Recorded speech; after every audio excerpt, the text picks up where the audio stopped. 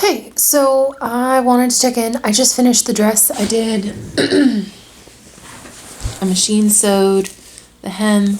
I ended up folding it up by 5 inches or 4 inches and then just stitching it in place. This is the selvage, so it's not going to fray and nothing's going to happen, but it's just stitched in place. And I machine stitched it because the red skirt that I was hand sewing that I needed to move the closure on, the day that I wore it after I fixed it, I tripped over the skirt because it's long and ripped the hem out, and it's a hand sewn hem, so now I have to go back in and re-hand sew it. But I stepped to avoid the toddler and stepped on my skirt and the seam is ripped. So I machine stitched this in the hopes that that won't happen because I don't know that this fabric will survive that. And then I did hand sew down the seam allowance here.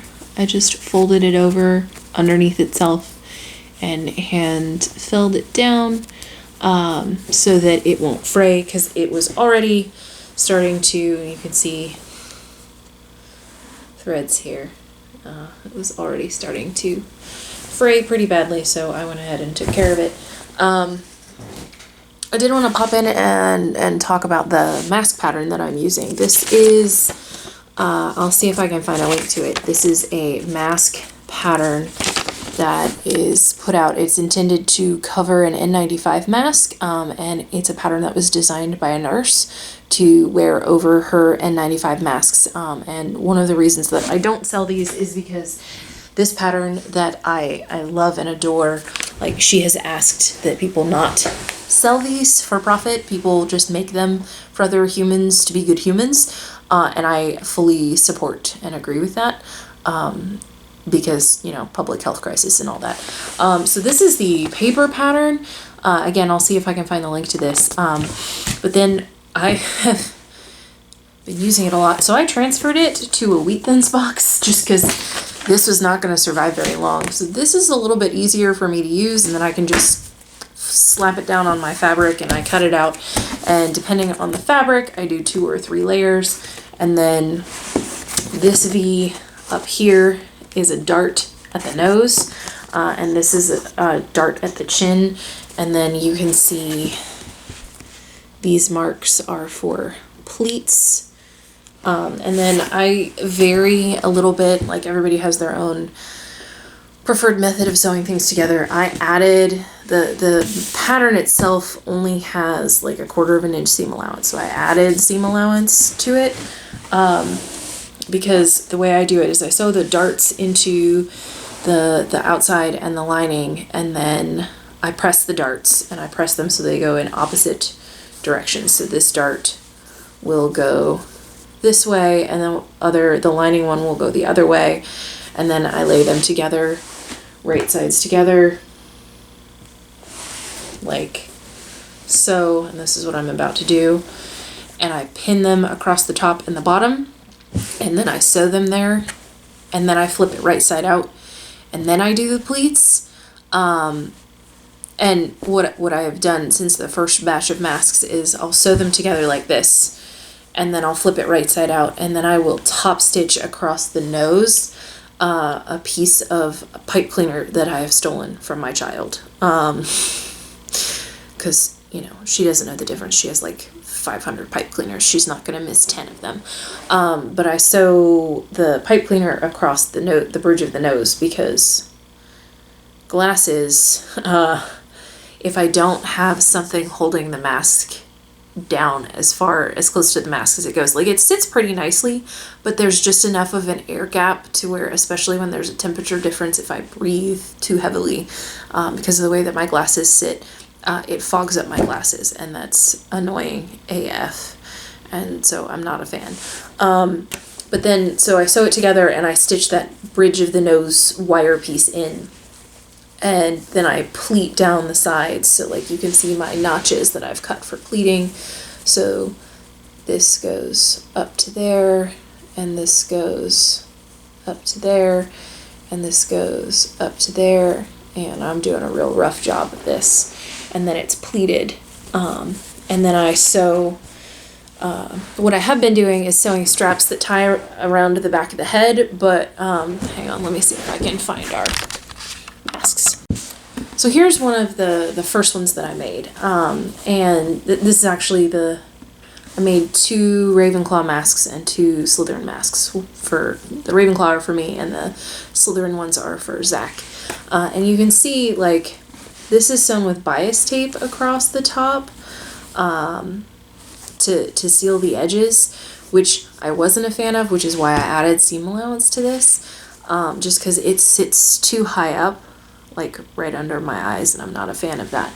And then the other thing is, like, you can already see, this has you pleat the pieces of fabric together and sew them, and then do the darts, and then just trim the darts. And come on, focus. My fabric is already starting to fray across the darts because they're just raw seams that are left up in here that are then trimmed down. So by sandwiching the darts together inside the mask, you're preventing the fraying and the compromising of the seam here. And so what I had done is I was sewing straps to tie around the back of your head, but what Zach and I have started doing is using those straps to just loop around the ears, because it stays better, it's more secure. It's less likely that the straps will fall down, especially with my hair. If I don't have my hair up, I don't have anything to loop the threads across, or the straps across, so it doesn't stay. It slides down the back of my head, which is really annoying. So looping it around the ears is fine. So I think I'm either going to try shorter ties with this tulle tape, or I'm going to try elastic with this mask. I haven't decided yet. So that's where I am with that. Anyway, I'm going to go finish the mask. The dress is done, and then I'll show you what all of this looks like probably tomorrow when it's not going to be dark in an hour.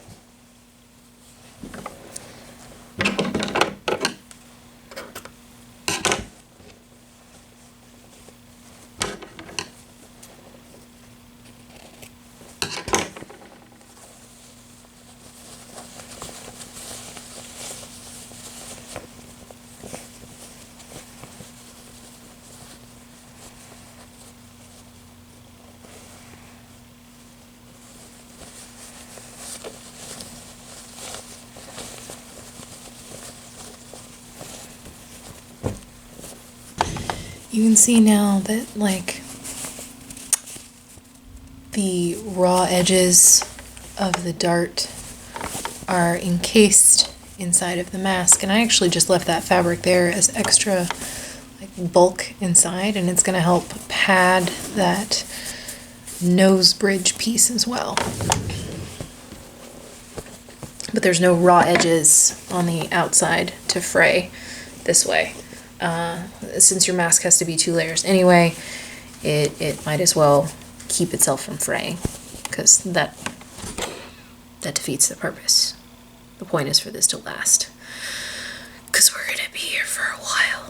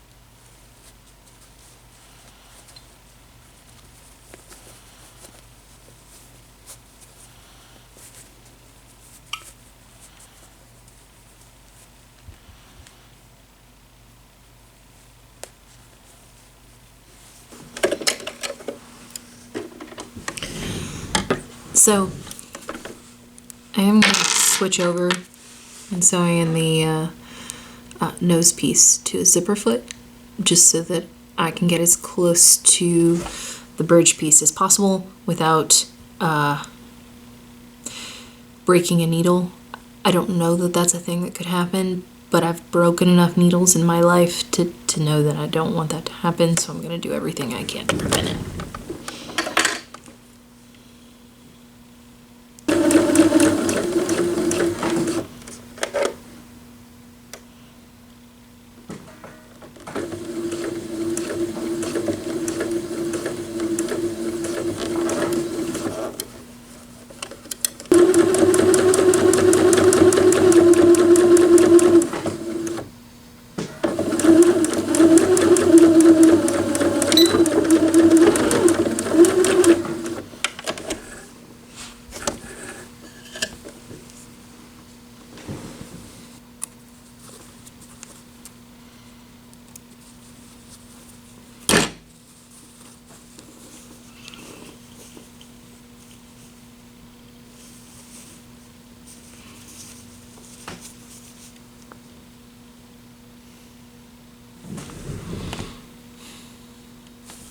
Yeah, this is gonna be good.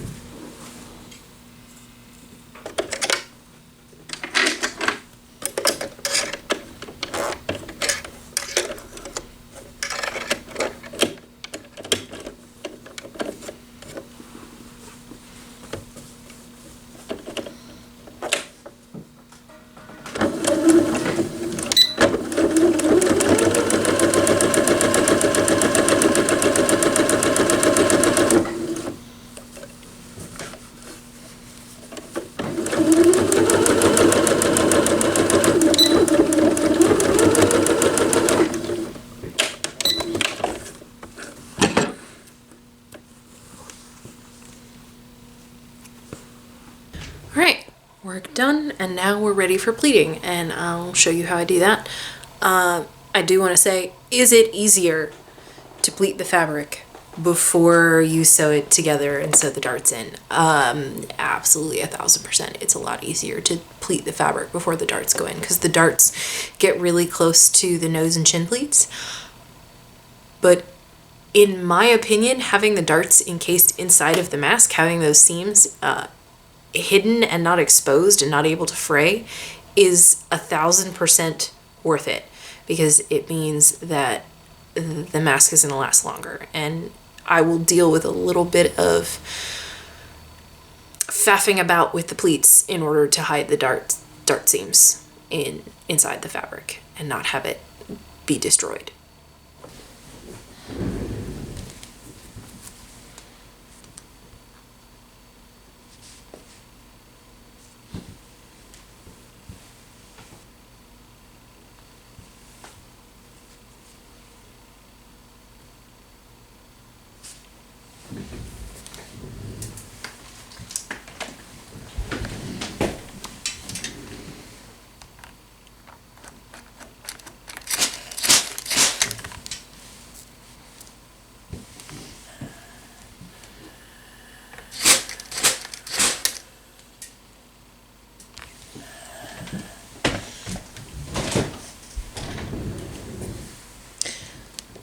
Full disclosure, I'm just winging this at this point. I'm ready to be done. So this is not the best job with these pleats, but they're going to serve their purpose. The point of the pleats is so that you have the fabric to spread out. It doesn't have to, like you can see in this Ravenclaw mask, like the pleats don't even show up on the center part of the mask anymore. They really just need to be here so that they can be sewn down, so that you have it narrow here where it sits around the ear, and then it expands out across the larger part of the face. So that's what that's about. And then I'm going to just baste it on either side, and then I'm going to cut some strips to go around the edges and figure out what I want to do for the wrap around the earpiece.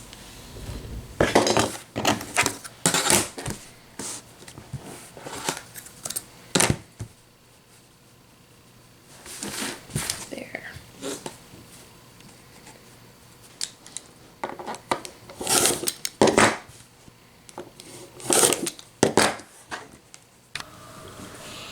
And there we have it. The mask is finished. I just did loops of this cotton tape. The other nice thing about the band here, the pipe cleaner being here, is it gives my glasses something to rest on, because if they go over the top of the mask, they just slowly fall off my face. But here they have like this firm nose piece to sit on, and it takes a lot to fog up my glasses. But anyway, so this is done, and yeah, Emma just woke up from her nap, so I'm gonna go throw some stuff in the washing machine, and I will get final footage of this tomorrow.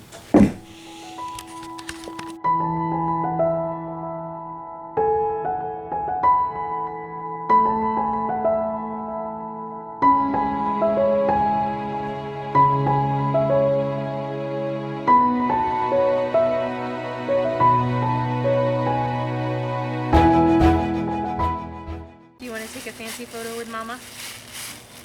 Oh my goodness, is that a big stick? Wand. Ah! That's quite the wand. That's a very big, I think that's a wand for a giant. Nice. Say Expelliarmus. Good job.